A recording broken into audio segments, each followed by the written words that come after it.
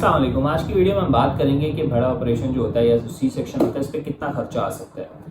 देखिए, operation depend करता है कि आप किस हॉस्पिटल में करवाते हैं, सबसे ये चीज़ इंपॉर्टेंट है। ठीक है, अगर कोई हॉस्पिटल है कि बहुत ही ज़्यादा प्रीमियम किस्म का, बहुत ही ज़्यादा मशहूर हॉस्पिटल है, उसके चार्जेस अलग होते हैं। ठीक है, इसी तरह एक हॉस्पिटल है जो कि एक नॉर्मल से इलाके में मौजूद है, वहाँ के चार्जेस अलग होते हैं। ठीक है, फिर इसके अलावा जो आपकी प्रेगनेंसी है वो कॉम्प्लिकेटेड है या नहीं है, ये भी डिपेंड करता है। यानी कि जो बच्चा है वो बहुत ज़्यादा कोई प्रेगनेंसी हाई रिस्क प्रेगनेंसी तो नहीं है। ठीक है, बच्चे को वेंटिलेटर की ज़रूरत तो नहीं पड़ेगी। ठीक है, बच्चा प्री टर्म या फिर छोटा पैदा तो नहीं हो रहा, वक्त से पहले पैदा तो नहीं है। सारी चीज़ें जो है ना वो फैक्टर प्ले करती हैं कि ऑपरेशन पे कितना खर्चा आता है सी सेक्शन का। ठीक है, हम तसव्वुर करते हैं कि अगर आपकी प्रेगनेंसी जो है वो हाई रिस्क नहीं है और एक नॉर्मल सी प्रेगनेंसी है और आप किसी बहुत हाई फाई किस्म के हॉस्पिटल में नहीं, एक नॉर्मल से हॉस्पिटल में ऑपरेशन करवाते हैं, तो फिर कितना खर्चा आता है। ठीक है, तो देखिए, सबसे पहले एक चीज़ समझे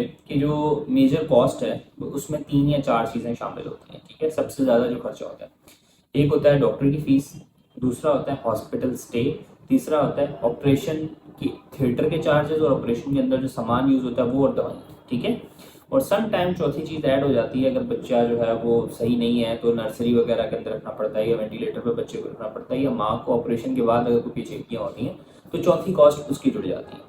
हम तसव्वुर करते हैं कि ऐसी कोई भी चीज़ नहीं होती है। ठीक है, तो आमतौर पे क्या होता है, अगर जैसे आपका मंडे को ऑपरेशन प्लान है तो आमतौर पे जो डॉक्टर्स होते हैं वो संडे को बुलवाएंगे आपको। ठीक है, संडे को बुलवाएंगे, 7-8 घंटे का आपको खाली पेट रख के, और मंडे वाले दिन आपको ऑपरेशन करेंगे। और इसके बाद अमूमन 1 से 2 दिन के बाद छुट्टी दे दी जाती है। अब छुट्टी देने के लिए वो अमूमन एक तो आपने स्टूल पास किया यानी पखाना किया, और दूसरा पेशाब किया, ये दोनों चीज़ें जब करेंगे तो फिर आपको छुट्टी मिल जाती है। अगर आप पहले दिन कर देते हैं तो अमूमन पहले दिन ही छुट्टी मिल जाती है। ठीक है, अगर फीमेल का पहले दिन दूसरे दिन तक नहीं होता तब तक छुट्टी नहीं दी जा सकती, क्योंकि तब तक ये रिस्क होता है कोई मसला मसाइल ना हो। ठीक है, तो ये दोनों चीज़ें जब तक यूरिन और बड़ा पेशाब पास नहीं होता तब तक छुट्टी नहीं मिलती। तो ये सारी चीज़ें कॉस्ट में ऐड होती रहती है। ठीक है ना, यानी कि खर्चे में ऐड होती रहती हैं। अब इसमें ज़्यादातर जो हॉस्पिटल्स होते हैं वो क्या करते हैं, वो एक टेक्निक यूज़ करते हैं, पैकेज बना देते हैं। ठीक है, मिसाल के तौर पे जी आपका हॉस्पिटल स्टे है, हॉस्पिटल स्टे के अंदर आपको 3 ऑप्शंस दिए गए। ठीक है, एक नॉर्मल रूम है जो जनरल वार्ड कहलाता है, एक सेमी प्राइवेट वार्ड कहलाता है जिसमें 2 या 3 बेड्स होते हैं लेकिन वो आम वार्ड से थोड़ा सा कम होता है। ठीक है, और तीसरा होता है बिल्कुल प्राइवेट।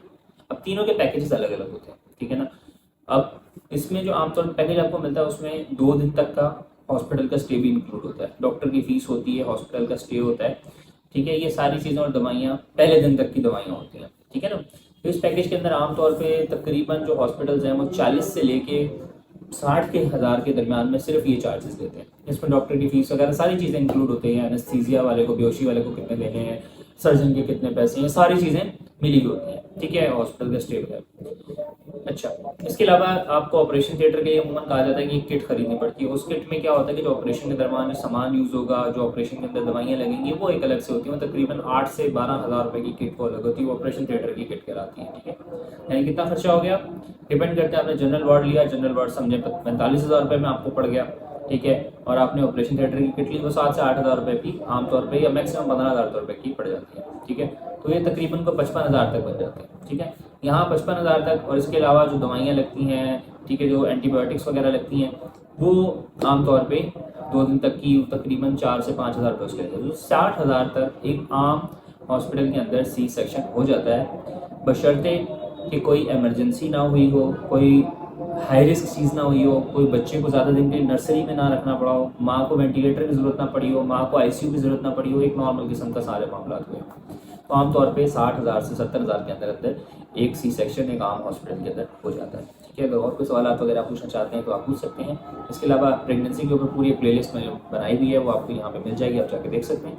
और अगर कोई सवाल हो तो आप पूछ सकते हैं। ठीक है, दैट्स ऑल, डॉक्टर मैं साइनिंग ऑफ। अल्लाह हाफिज़।